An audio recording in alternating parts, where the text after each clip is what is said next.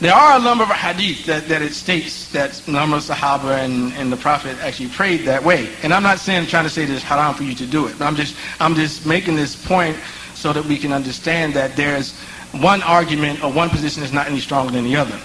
And you'll see that inshallah. But what people usually refer to when they say all this evidence that indicates that you should pray with one hand over the other, they say they have reports of 18 of the Sahaba and 3 of the Tabi'een, or 2 of the Tabi'een, who prayed or reported praying with one hand over the other, or the Prophet praying that way. The scholars of hadith, when they relate this hadith, they say, "Ruya an 18 sahabiyan," that has been related about 18 Sahaba and 3 of Tabi'een. This particular expression, related about, amongst the scholars of hadith, is called sigat al-tamrid, is a wording indicative of weakness. So they say that about a report when they know there's some type of weakness in the report. So when you look at books like Imam Shawkani's Nail al-Awtar, and then more recent scholars who've written on the subject like Mukhtar al-Dawdi, Shanqiti, that you find that every single report about that clasping one hand with another it has some type of weakness in it, except for 2. There are 2 of them that don't really have that, or really probably be one of them, of the 2.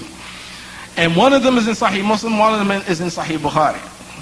Basically what I'm saying is, anytime you read a hadith and it says the Prophet prayed one hand over the other, unless it's in Sahih Bukhari and Muslim, it's weak. That's what I'm saying to you. And that's a well-established fact.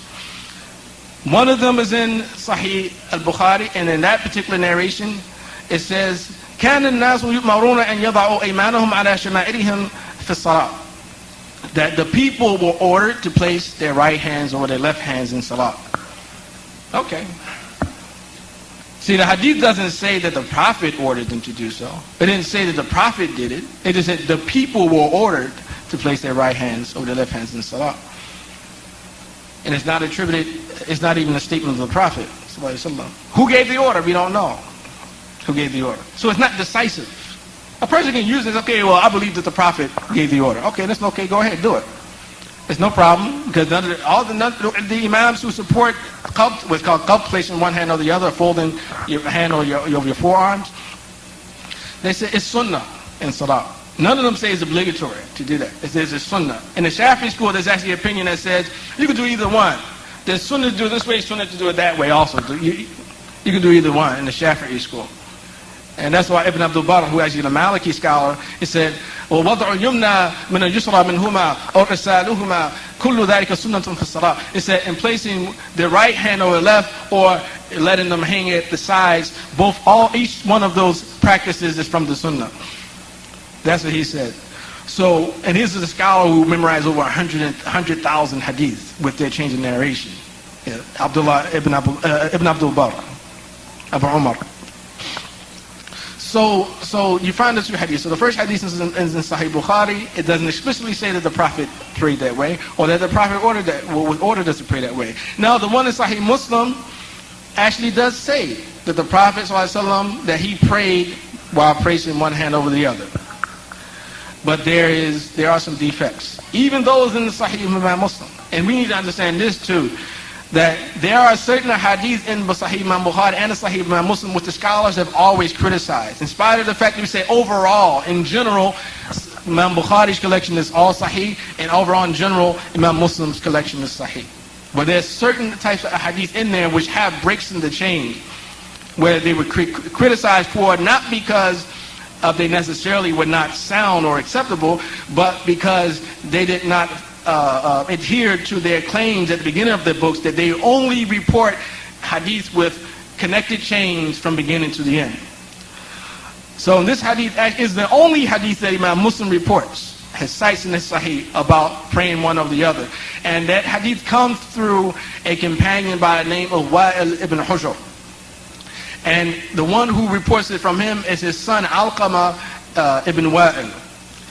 The ulama, the scholars of hadith, have said about Alqamah is that Alqamah, his father died 6 months before he was born.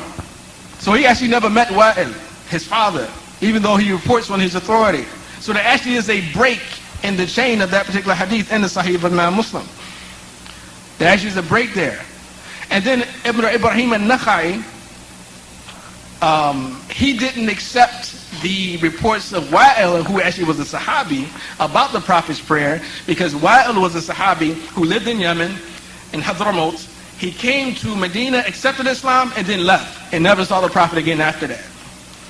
So for him, Ibrahim al-Nakhai said, any hadith that Wa'il is describing the Prophet's prayer, I don't accept it. Ibrahim was from the Tabi'een.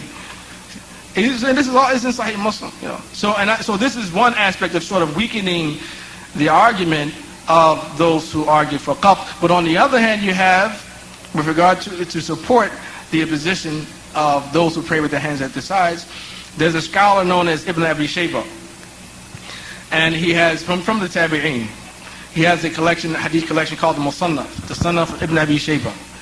And in that particular collection, he has an entire chapter that he states those who used to pray with their hands at their sides. And this actually debunks the claim that Imam Malik only prayed that way because he was he was hurt, he was tortured. But he lists amongst the people who prayed with their hands at their sides, Ibrahim al-Nakhai, the one I just said to you, Al-Hasan al-Basri, he mentions Al-Hasan also. He mentions Sa'id ibn Jubair, Sa'id ibn Musayyab also, who was considered to be the most knowledgeable of the Tabi'een. He mentions also Muhammad ibn Sirin, the one who was famous for the Ibn Sirin's Book of Dreams, also prayed that way. He mentions Abdullah ibn Zubair, the grandson of Abu Bakr Siddiq. He mentions also Abdullah ibn Zubair. Now, once in another narration it mentions that once the people saw Abdullah ibn Zubair praying a certain way, and they had questions about it, so they went to Abdullah ibn Abbas and they asked him about the prayer of Abdullah ibn Zubair. He said, whoever wants to see, Abdullah ibn Abbas said, whoever wants to see the prayer of the Prophet ﷺ, let him emulate the prayer of Abdullah ibn Zubair.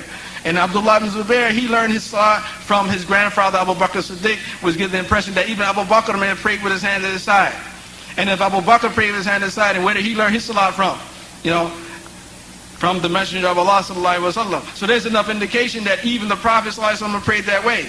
The Shia, all of them pray with their hands at their sides. Not to make them a proof, but I'm just saying that there is some strong basis for this understanding of praying with your hands at the sides. Imam al-Awza'i, he said that, pray with like this, or pray like that. It's okay. From the Tabi'een. Imam Sufyan al-Thawri, Adi ibn Hatim, Ibn Jurayj. These scholars from the Tabi'een, they all reported they pray with their hands at their sides. So the point at the end of the day is that no way is stronger than the other.